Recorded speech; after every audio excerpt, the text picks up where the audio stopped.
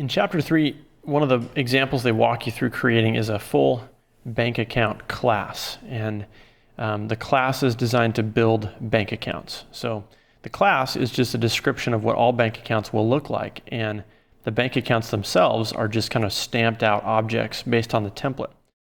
So you can think about this class as a bank account factory, and it can produce as many bank accounts as we need to. And a bank has lots of customers, so they need lots of different individual accounts. I'm going to set this up like it's a separate project, but you can go ahead and include it in your Chapter 3 folder, just like normal. So you would just jump into Chapter 3 and go to your source folder and create a package for Chapter 3 and then create a new class right there. But I'm going to start at the beginning of the procedure here. So I'm going to go to File, New, Project, and I'll choose a Java project. Next. And I'm going to call this Bank Account Project. Now this is just kind of a directory name. You can have spaces in it. It doesn't need to be following any conventions there. And it'll save it to my workspace.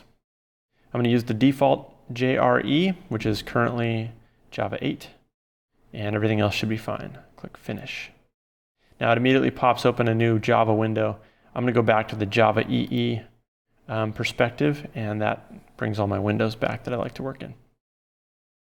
Okay, so in here I'm going to go to the source folder, which has nothing in it right now. I'm going to right click and choose New, Package.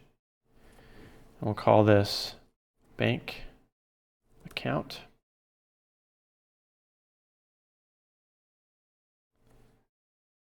Bank account, the package name has to be all lower, or it has to start with a lowercase letter. And it has to all be one word. Click Finish. And now I'll create my new class. Classes start with a capital letter, Bank Account. And this class does not need a main method. We'll create a main method when we want to test it, but this is just a collection of what it does and how it works. So no main method necessary. Bank account, all one word, start with a capital letter, click Finish. Okay, here is the starting point for creating a class. Now to give you an idea of what we want to create, I'm going to paste in sort of a visual description of what the class needs to look like.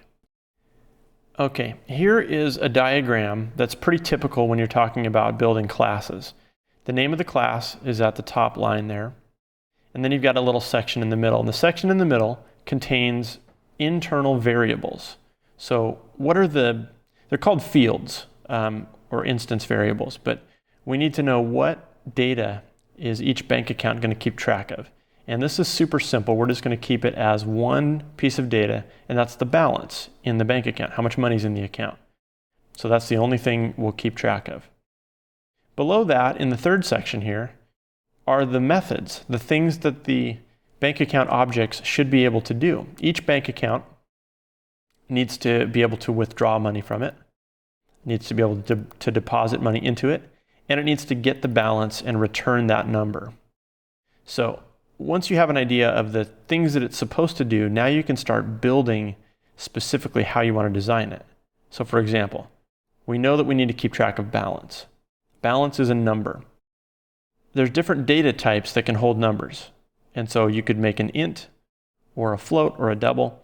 And in this case, balance, it's a dollars and cents. It needs to keep track of decimal places, especially if we start calculating interest or things like that. So the best solution here is to make this a double. So we have a double called balance. Now the withdraw method has one job, and that is to pull money out of the balance. And in order to do its job, it needs to know how much money to pull out. So it needs an input. We need to give it the amount to withdraw. And so that means we're going to have a parameter here called amount. Okay, let's go back to the front of this one. Now, does this withdraw need to return a number? No, it just needs to change the balance value by subtracting the amount from it. So it doesn't need to give us back any additional numbers or objects. So we're going to make this a public method that's void, so it doesn't return anything. Public means anybody that's using the class can call the withdraw method. Now, amount is related to the balance, right? It's the amount we want to withdraw. And so since balance is a double, amount should also be a double, okay? Now at this point, if you're not rock solid in how classes work or what they are, you need to sort of take a step back and observe what's happening here. Every single bank account, my bank account and your bank account, is going to have one number inside of it, and that's the balance, how much money's inside. We're going to keep track of that by using a double, so it can have decimal places. If I want to use the withdraw method on my account, I would say something like my account dot withdraw. And in parentheses, I would say 17.50, $17.50. And the withdraw method will take that input and then do some instructions to subtract that from the balance so that my balance changes. This part here just means that when it's done, it quits. It doesn't have to spit back a number that we can store somewhere. Balance will be changed internally, but we don't have to return anything. Okay? All right, let's think about how a deposit works. When you deposit money into an account, you also need to tell it how much to deposit. So it also needs a parameter, and that is the amount. So we can call it the amount. It's okay that these share the same name because they're used at separate times and they go away as soon as they're used. So no conflict there. Now amount again needs to be a double because amount is adding to the balance. So it should be the same data type as balance. Now deposit is the same thing. It's a public method. Anybody that's using the class should be able to call the deposit method. And it's void. It doesn't need to return any numbers or objects to us. It just does its job and quits. It adds money to the balance and it quits. So withdraw subtracts and deposit adds, and that's all they do. Okay, get balance is a little different. Get balance doesn't need any inputs from us. All we need is for it to tell us what the balance is. So it goes the other way. It doesn't need any inputs, and it does return a number. So because it doesn't need inputs, we're going to put empty parentheses after it, and we're going to call it, it's going to be public double, because it returns the value of the balance, and that is a double. So we need to tell it to return a double, and it's public so we can all use it, okay? So this isn't actual code. This is kind of pseudo code. It's kind of code, and it's just an outline of what we're going to be creating. So bank account is the class. It's going to have one instance variable. It's going to have three methods: withdraw, deposit, and get balance. And that's how we're going to use it. Now, it's also going to have two constructors. And so constructor methods are the methods that are called when you create a new bank account. And what they do is they set it up ahead of time with the variables that it should have. So you've used them before. Whenever we create a new rectangle and you give it a bunch of numbers, you're using the constructor method. So let's put in a place for the constructors. And I like to put them right here.